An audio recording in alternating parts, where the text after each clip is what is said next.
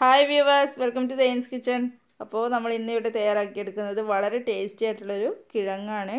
കിഴങ്ങ് നല്ല ടേസ്റ്റാണ് ഇങ്ങനെ കഴിക്കാൻ വേണ്ടിയിട്ട്. നമ്മളിത് ചോറിന് വേണ്ടിയിട്ടാണ് തയ്യാറാക്കുന്നത്.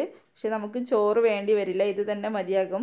നമ്മളിത് തന്നെയാണ് മെയിനായിട്ട് കഴിക്കുക, പിന്നെ അത്രയ്ക്ക് ടേസ്റ്റാണ്. അപ്പോൾ നമുക്കിതെങ്ങനെ തയ്യാറാക്കിയെടുക്കുന്നതെന്ന് നോക്കാം. അതിനായിട്ട് ഞാനിപ്പോൾ ഒരു 300 ഗ്രാം കിഴങ്ങ് ഇതുപോലെ ക്ലീൻ ചെയ്ത് തൊലിയൊക്കെ കളഞ്ഞ് കട്ട് ചെയ്ത് വെച്ചിട്ടുണ്ട്. അപ്പോൾ കട്ട് ചെയ്ത ശേഷം നന്നായിട്ട് വൃത്തിയാക്കി എടുക്കുക. ഇനി ഇത് ആദ്യം നമ്മൾ 2 വിസിലടിച്ച് ഇതൊന്ന് വെള്ളമൊക്കെ കളഞ്ഞെടുക്കണം. അതിന് ശേഷം മാത്രമേ നമ്മളിത് കുക്ക് ചെയ്ത് കഴിക്കാൻ വേണ്ടി പാടുള്ളൂ. ഒരിക്കലും കിഴങ്ങ് ഡയറക്റ്റ് കുക്ക് ചെയ്ത് നമ്മൾ കഴിക്കാൻ വേണ്ടി പാടില്ല. അപ്പോൾ അതിലെന്തെങ്കിലും ഒരു വിഷാംശം ഉണ്ടെങ്കിൽ ആദ്യം നമ്മളൊന്ന് ചൂടാക്കി കളയണം എന്നാണ് പറയുന്നത്. അപ്പോൾ അതിന് വേണ്ടിയിട്ട് ഞാൻ ആദ്യം കുറച്ച് വെള്ളം ഒഴിച്ചിട്ടുണ്ട്. ഇനി ഇതൊരു 2 വിസിലടിച്ചെടുക്കാം. ഇപ്പോൾ 2 വിസിൽ അടിച്ചെടുത്തിട്ടുണ്ട്. ഇനി ഇതിലുള്ള വെള്ളമൊക്കെ നമുക്കൊന്ന് റിമൂവ് ചെയ്ത് കളയാം. അതിനുശേഷം നമുക്കിത് കുക്ക് ചെയ്യാൻ വേണ്ടി തുടങ്ങാം. അപ്പോൾ ഇതിലെ വെള്ളമൊക്കെ കളഞ്ഞിട്ടുണ്ട്. ഇനി ഇതിലേക്ക് വീണ്ടും വെള്ളം ഒഴിച്ച് കൊടുക്കുക. ഏകദേശം കിഴങ്ങ് മുങ്ങുന്ന രീതിയിൽ വെള്ളം ഒഴിച്ച് കൊടുക്കുക. ഇനി ഇതിലേക്ക് 2 പച്ചമുളക് ഇതുപോലെ കീറിയത് ചേർത്ത് കൊടുക്കുക. അടുത്ത ഇതിലേക്ക് ആവശ്യത്തിന് ഉപ്പ് ചേർത്ത് കൊടുക്കുക. കിഴങ്ങിൽ അത്യാവശ്യം ഉപ്പ് വേണ്ടി വരും, അപ്പോൾ അത് നോക്കിയിട്ട് നിങ്ങൾ ഇട്ട് കൊടുക്കുക. ഇനി ഇതിലേക്ക് 1 ടീസ്പൂൺ മഞ്ഞൾപ്പൊടി ചേർത്ത് കൊടുക്കാം.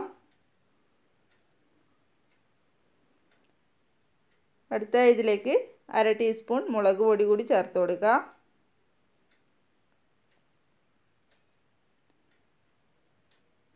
ഇനി ഇത് അടച്ച് വെച്ച് ഒരു 4-5 വിസിൽ, ഏകദേശം ഒരു 4 മിനിമം അടിച്ചു കൊടുക്കുക. അപ്പോൾ ഇത് നന്നായിട്ട് അടിഞ്ഞ് വരും. ആ ഒരു സമയം വരെ കുക്ക് ചെയ്തെടുക്കാം. ഈ സമയത്ത് ഇതിലേക്കുള്ള അരപ്പ് തയ്യാറാക്കാം. ഇതിനായിട്ട് ഞാനൊരു മിക്സി എടുത്തിട്ടുണ്ട്. ഇതിലേക്ക് 1/2 കപ്പ് തേങ്ങ ചിരവിയത് ചേർത്ത് കൊടുക്കുക. ഒരുപാട് തേങ്ങ നമ്മുടെ കിഴങ്ങിലേക്ക് ചേർത്ത് കൊടുക്കരുത്, അപ്പോൾ കിഴങ്ങിൻ്റെ ടേസ്റ്റ് അങ്ങ് തേങ്ങ മുന്നിലായിട്ട് വരും. ആ ഒരു പരുവത്തിലാവാത്ത രീതിയിൽ കുറച്ച് മാത്രം തേങ്ങ ചേർത്ത് കൊടുക്കുക. അപ്പോൾ ഞാനിപ്പോൾ 1/2 കപ്പാണ് എടുത്തിട്ടുള്ളത്. ഇനി ഇതിലേക്കൊരു 4-5 വെളുത്തുള്ളി ചേർത്ത് കൊടുക്കുക. ഇതിലേക്ക് ഒരു ചെറിയ പീസ് ഉള്ളി എടുത്തിട്ടുണ്ട്. ഇതിലേക്ക് ഇട്ട് കൊടുക്കാം. ചെറിയ ഉള്ളി ആണെങ്കിലും കുഴപ്പമില്ല, അതും ചേർത്ത് കൊടുക്കാം. വലിയ ഉള്ളിയാണ് ഒരു 1/4 മുറി മതിയാകും, അത്രേ വേണ്ടൂ. ഇനി ഇതിലേക്ക് 1/4 ടീസ്പൂൺ വലിയ ജീരകം ചേർത്ത് കൊടുക്കുന്നുണ്ട്, പെരുംജീരകം. ഇനി ഇത് നന്നായിട്ടൊന്ന് അരച്ചെടുത്തിട്ട് വരാം. അതിൻ്റെ മുമ്പ് ഇതിലേക്ക് കുറച്ച് വെള്ളം ഒഴിച്ച് കൊടുക്കുക. ഒരുപാട് വെള്ളം ഒഴിക്കണ്ട, ഇതൊന്ന് ഒതുക്കിയെടുത്താൽ മതി, ഒരുപാട് അങ്ങ് അരഞ്ഞു പോകരുത്. നമുക്കിത് അരച്ചെടുത്തിട്ട് വരാം. ഇപ്പം ഞാൻ ഇത് അരച്ചെടുത്തിട്ടുണ്ട്. ഈ ഒരു പാകത്തിലാണ്, ഒരുപാടങ്ങ് അരഞ്ഞിട്ടുമില്ല അരയാതെയുമല്ല, ഒരു ചെറിയൊരു തരിതരിപ്പോടെ അരച്ചെടുക്കുക. ഇതാണ് ഇതിൻ്റെ കറക്റ്റ് പാകം. നമുക്ക് കുക്കറൊന്ന് തുറന്ന് നോക്കാം. 4 വിസിലടിച്ച് ഞാൻ ഓഫ് ചെയ്ത് വെച്ചതാണ്. ഇപ്പോൾ നമ്മുടെ കിഴങ്ങ് കുക്കായി വന്നിട്ടുണ്ട്.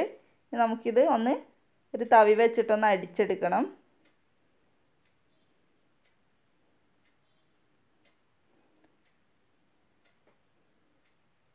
നന്നായിട്ട് എല്ലാ ഭാഗത്തും പ്രസ് ചെയ്ത് ഇതൊന്ന് അടിച്ചു കൊടുക്കുക.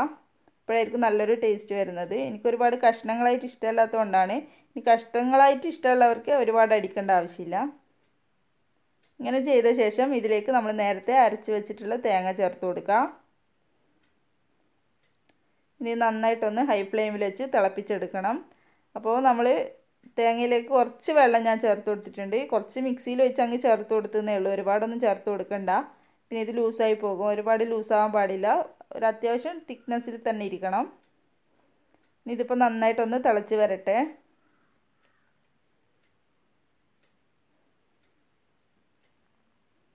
അപ്പോൾ ഇത് തിളച്ച് വരുന്നുണ്ട്. ഒരുപാട് സമയം ഇനി ഇത് തിളക്കേണ്ട ആവശ്യമൊന്നുമില്ല. ഒരു 2-3 മിനിറ്റ് ഒന്ന് തിളച്ച് വന്നാൽ മതി. ഒരുപാട് സമയം തിളച്ച് കഴിഞ്ഞാൽ പിന്നെ ഇതിൻ്റെ ഒരു മട്ടങ്ങ് മാറും. ഈ സമയത്ത് ഇതിലേക്ക് കൊമ്പോട് കൂടി തന്നെ കറിവേപ്പില ചേർത്ത് കൊടുക്കുക. ഇതിങ്ങനെ തന്നെ ചേർത്ത് കൊടുക്കണം, അപ്പോഴാണ് അതിൻ്റെ ഫ്ലേവർ കറക്റ്റ് അതിലേക്ക് വരുന്നത്. അപ്പോൾ ഇത് നന്നായിട്ട് തിളച്ച് വന്നിട്ടുണ്ട്. ഈ സമയത്ത് വേണമെങ്കിൽ നിങ്ങൾക്ക് ഉപ്പ് നോക്കി അഡ്ജസ്റ്റ് ചെയ്യാം. ഇപ്പോൾ കുറച്ച് കുറവായതുകൊണ്ട് ഞാൻ കുറച്ച് ചേർത്ത് കൊടുത്തിട്ടുണ്ട്.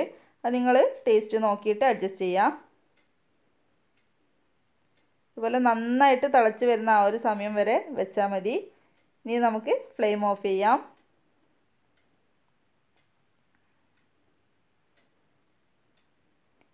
അപ്പോൾ ഇത് റെഡി ആയിട്ടുണ്ട്. ഇതിനി ഒന്ന് ചൂടാറുന്ന സമയത്ത് ഒന്നുകൂടി തിക്കായി വരും.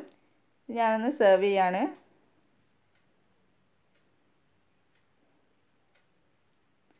ചോറിന് കൂട്ടാനാണ് ഇത് തയ്യാറാക്കുന്നതെങ്കിലും പിന്നെ നമ്മൾ ചോറ് കഴിക്കില്ല, ഇത് തന്നെ കഴിക്കാനായിരിക്കും ഇഷ്ടം ഉണ്ടാവുക. ഇനി ഇതിൻ്റെ മുകളിലായിട്ട് കുറച്ച് മുളക് കറി കൂടി ഒന്ന് തൂക്കി കൊടുക്കണം. അപ്പോഴാണ് ഇതിൻ്റെ പെർഫെക്റ്റ് ടേസ്റ്റ് വരുന്നത്. ഒരുപാടാവരുത്, ഒരു പാകത്തിന്. ഇങ്ങനെയാണ് ഞാൻ ഇത് കഴിക്കാറ്. അപ്പോഴാണ് അതിൻ്റെ കറക്റ്റ് ഒരു ടേസ്റ്റ് വരുന്നത്.